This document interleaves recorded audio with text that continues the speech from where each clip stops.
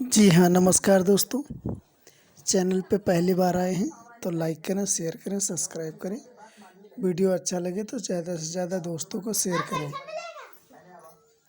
तो हम आपको आज सुनाते हैं एक दिल को छू जाने वाली कहानी।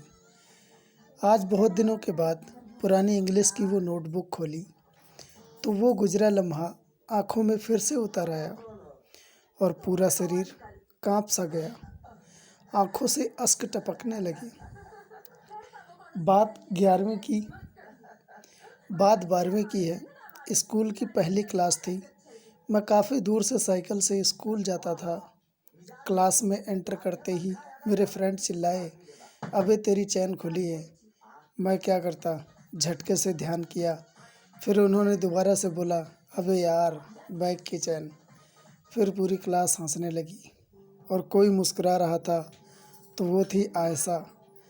मैंने जैसे ही उसकी तरफ देखा वो भी मुस्कुराना बंद कर दी। कुछ दिन ऐसे ही क्लास चलती रही। कुछ अलग था तो ये कि वो जब मेरे तरफ देखती तो मैं नज़रें झुका लेता और कभी मैं उसे देखता तो वो हल्का सा मुस्कुरा देती थी और उसकी वो स्माइल ज़िंदगी की हर खुशी से कीमती थी। क्लास से क्लास के छुट्टी के बाद घर जाते टाइम मैं उसे बिना देखे घर जाता ही नहीं था। वो तिराहे से अपने घर की तरफ मुड़ जाती थी। मेरी आदत थी हिंदी लिखने के बाद ऊपर से लाइन नहीं खींचता था। उस दिन हिंदी के टीचर से नोटबुक चेक कराने गया तो सर बोले कि लाइन क्यों नहीं मारे। मैं बोला, लाइन मारना ज़रूरी होता है क्या सर? सर बोले हाँ।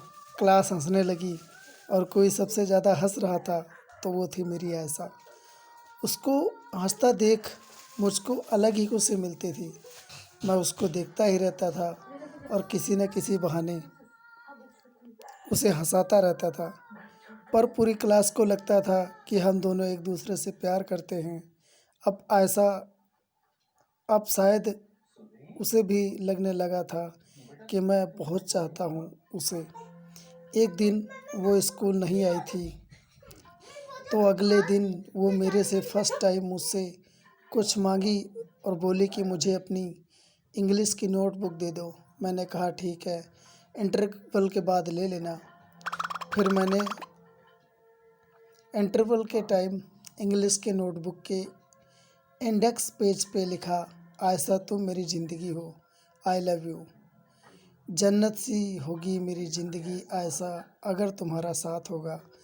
और मैंने उसे इंटरवल के बाद और मैंने उसे इंटरवल के बाद नोटबुक दे दिया।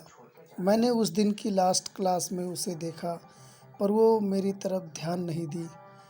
फिर उस दिन स्कूल की छुट्टी के बाद हर रोज़ की तरह उसे देखने के लिए तिराहे पे वेट कर रहा था। मेरे फ्रेंड भी साथ में थे। वो साइकिल से आए और मुझे देख के मुस्कुराई और बोली कि तुम्हारी नोटबुक मेरे डेस्क के ड्रॉअर में है। और वो जाने लगी। मेरे फ्रेंड बोले कि वो तो तेरे को प्यार करती है, वो तो तेरे को प्यार करती होगी वो तेरे को प्यार करती होगी तो तेरे को बुलाने पे पीछे मुड़कर देखेगी। मैंने भी ऐसा आवाज़ लगा दी मैंने भी ऐसा आवाज़ लगा दी। उसने मुझे पीछे मुड़ के देखना चाहा और उसके साइकिल की हैंडल मुड़ गई। सामने से ट्रक आ रही थी। उसकी साइकिल से टकरा गया और उसकी साइकिल को रौंदता हुआ चला गया और मैं कुछ न कर सका। इतना भी वक्त नहीं मिला मुझे कि हॉस्पिटल लेके जाऊं। उसकी सांसें हमेशा के लिए थम गईं और मैं रोता ही रह गया। उसके बाद कई दिनों तक मैं स्कूल नहीं गया। सब दोस्तों के कहने के बाद बहुत हिम्मत करके गया तो हर बार उसकी बेंच पे नज़र जा रही थी। इंटरवल भी हुआ, सभी लोग बाहर चले गए। मैं उसके बेंच पे बैठ गया। उसकी बेंच के ड्रॉअर में देखा तो इंग्लिश की नोटबुक पड़ी थी। उस पे लिखा था, हाँ मैं तुम्हारी ज़िंदगी हूँ, लव यू टू। इतना पढ़ते ही मेरी आंखों में आंसू आ गए। काश मैं उस दिन उसको आवाज़ नहीं लगाई होती, आज वो मेरे साथ होती, मेरी ज़िंदगी में होती। आंसू सूख गए जैसे सिसकियाँ नहीं आती, तू नहीं तो हमें हिचकियाँ नहीं आती। लिखने को लिख रखी है तेरे नाम कई चिट्ठियाँ, पर तू जहाँ है वहाँ चिट्ठियाँ नहीं जाती। दोस्तों, स्टोरी कैसी लगी हमें कमेंट करके अपनी राय कमेंट बॉक्स में ज़रूर बताएं।